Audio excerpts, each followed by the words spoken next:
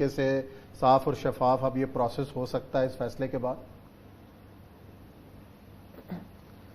بسم اللہ الرحمن الرحیم. Thank you very much. میں سمجھتی ہوں بہت خوش آئند ہے اور ایک well begun is half done جو ہم کہہ رہے تھے ایٹ لیسٹ اس کی طرف کوئی پیش قدمی تو ہوئی.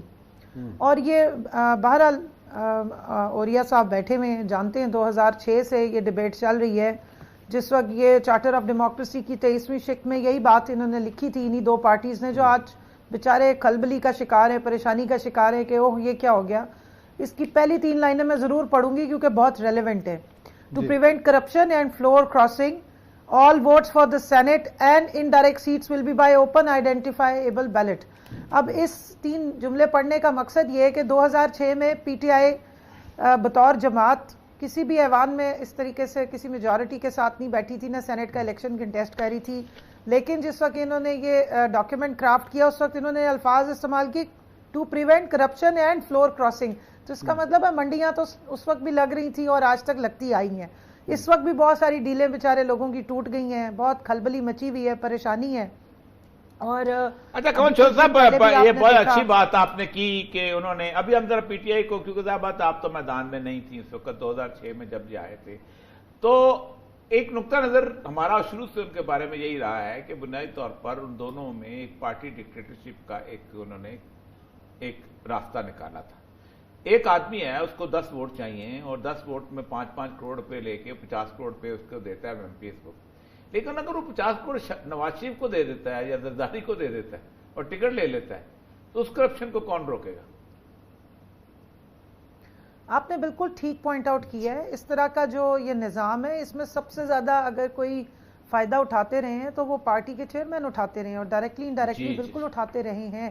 اور یہی بات ہے جس کو وزیر اعظم عمران خان صاحب نے بارہا بتایا. مولانا فضل الرحمان صاحب کی مثال بھی دی. ان دونوں کی تو سب کو معلوم ہے نا. تیسرے کو بھی آپ بیچ میں شامل کر لیں جنہوں نے سب سے زیادہ اس میں فائدے اٹھائے ہیں کہ آپ پلس مائنس کر کے کسی کو بھی ٹکٹ دیتے ہیں اور ان سے اربوں خربوں روپیہ وصول کر لیتے ہیں اور اس کے بعد پارٹی کے فنڈ کے نام پہ اور آپ اس طریقے سے سینٹ کے یا اعلیٰ ایوان کی ٹکٹ تو قانون تو کسی کو نہیں روک سکتا نا. تو قانون تو نہ روک سکا. ہم تو ایسی بات کرونا روتے ہیں کہ قانون جو ہے وہ تو ہمارے سیاستدان جب تک اپنی سیاسی پارٹیاں اپنے لوگوں کی تربیت نہیں کرتی, اپنے لوگوں کو ٹھیک نہیں کرتی, اپنے کالی بھیڑے اپنے اندر سے نہیں نکالتی, سپریم کورٹ کا اس سے ڈبل کانسٹیٹیوشن امینڈمنٹ بھی ہو جائے تو کچھ نہیں ہو سکتا. نہیں اوریا صاحب میں اس میں تھوڑا سا آپ سے ڈفرنس رکھتی ہوں, اس لیے کہ جب کوئی پروسیس سٹارٹ ہوتا ہے تو وہ ایک بیسکلی ایولیوشن جنم لیتی ہے اور آہستہ آہستہ آپ اس ٹارگٹ تک پہنچنا شروع کرتے ہیں. آپ ٹھیک کہہ رہے ہیں. اصل میں ہمارے لوگوں کی ایک سوشل اور مورل جو ایک یہاں کا وہ فیبرک ہے وہ اتنا ڈیمیج ہو گیا ہے کہ جب آپ کہیں کہ کھاتا ہے تو لگاتا بھی تو ہے, تو پھر اسی سوچ کے تحت لوگ کھا بھی لیتے ہیں اور بعد میں لگا بھی لیتے ہیں. تو یہ کھانا اور لگانا دونوں کو جب تک لوگ اندر سے نہیں سمجھیں گے کہ غلط کام ہے, حرام ہے, اور جتنا آپ کے جتنے نمائندے بنتے ہیں اتنے ہی آپ کو سیٹیں ملنی چاہیے, اس سے زیادہ کی خواہش آپ کے لیے غلط ہے, تو پھر وہ لائن ڈرا ہوتی نہیں ہے. اور آپ نے ٹھیک کہا ہے ابھی تو یہ پہلا قدم ہے. اگر ہمارے پاس اعداد ہوتے پورے نمبرز پورے ہوتے جیسے نون لیگ کے پاس 2/3 میجورٹی تھی تو یہ 26ویں امینڈمنٹ جو ہے وہ یہ ہو کے رہتی.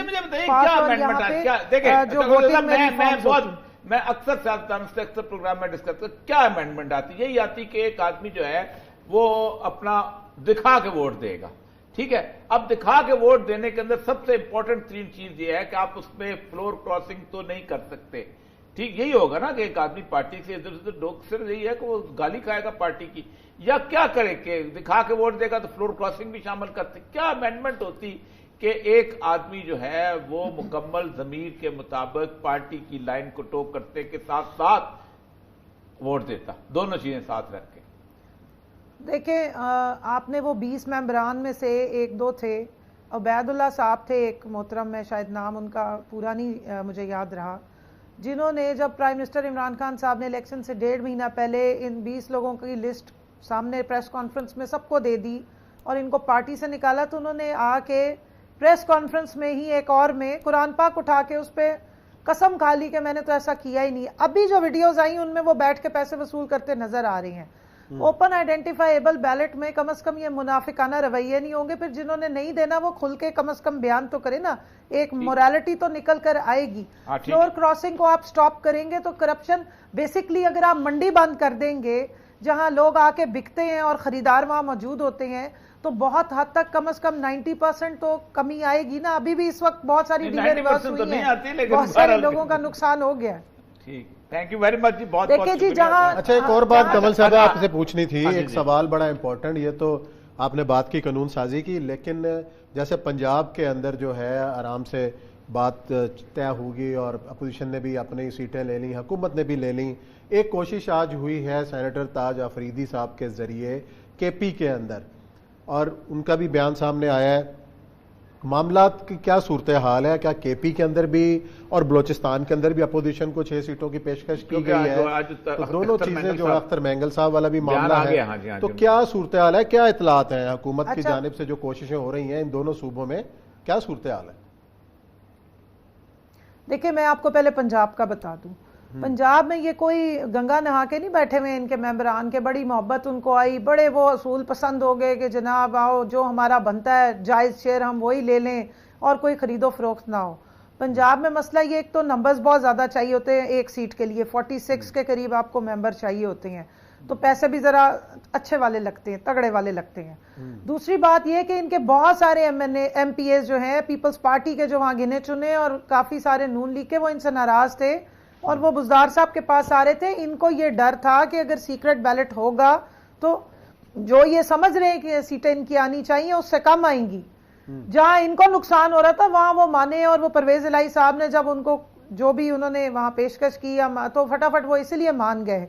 अभी आपने बिलावल का भी मेरे ख्याल में बयान नहीं सुना, बिलावल का बयान भी मैं आपको जरा बताना चाह रही हूँ और एक दो डेवलपमेंट्स भी बताना चाह रही हूँ। बिलावल ने कहा जी, अभी वो बड़ा अजीब सी अपनी किसी उर्दू में उसका लुब्बे लुबाब ये है कि जनाब अभी हमारा जो PDM चल रहा है जो टूटा फूटा, उसको बड़ी तकवीत मिलने वाला है इस सारे में। और उसके अलावा अभी हमारा जो वहां से स्पोक्स पर्सन है उन्होंने भी, और KP से उन्होंने कहा कि हमारे 3 से 4 मेंबरान को कामरान मंगश ने और हमारे जो इंफॉर्मेशन मिनिस्टर ने अभी प्रेस कॉन्फ्रेंस थोड़े जी, उन्होंने बताया कि 3-4 हमारे मेंबरान को अप्रोच किया गया, पैसे ऑफर किए गए और हम सारे हकाइक सामने लेकर आएंगे। अच्छा चले तो कमल साहब, ये जहां पर भी आप एक सही काम के लिए, मुझे 1 मिनट दें, सही काम के लिए, एक अच्छे काम के लिए अगर आप गलत रास्ता इख्तियार करते हैं, गलत तरीका इस्तेमाल करते हैं, तो वो भी हराम ही हो जाता है। आपने जैसे अब मसलन अगर आपने मुर्गी ज़िबा करनी, आप कलमा नहीं पढ़ेंगे तो वो ज़िबा नहीं काउंट होता, वो एक हराम चीज हो जाती है।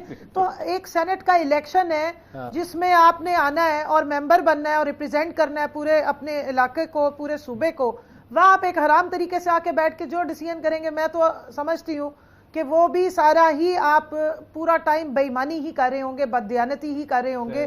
तो इस तरीके को ठीक करने के लिए पहला कदम मैं समझती हूँ आगे। और एक चीज अभी इन्होंने पढ़ के सुनाई थी औरिया जान साहब ने, मैं उसकी अगली 3 लाइन्स सुना दूं और इसका मैं रेलेवेंस बता दूं। मैंने सुनाई है वो भी, जी 218 का जो है ना, जी मैं सिर्फ आगे कहूंगी। हाँ, उसमें उन्होंने कहा election commission is required to take all available major including utilising technologies to fulfill the solemn constitutional duty to ensure that the election is conducted honestly, justly, fairly and in accordance with law and the corrupt practices are guarded against। अब ये electronic voting, ये मुझे बता दीजिए, electronic voting का तरीकाकार हो सकता है। इलेक्शन सिर्फ सेनेट तो नहीं है ना जी, इलेक्शन तो अभी डस्का में भी हुआ, इलेक्शन वजीराबाद में भी हुआ, इलेक्शन वो 63 नौशेरा में भी हुआ, इलेक्शन 45 में भी हुआ, सिंध में भी हुआ।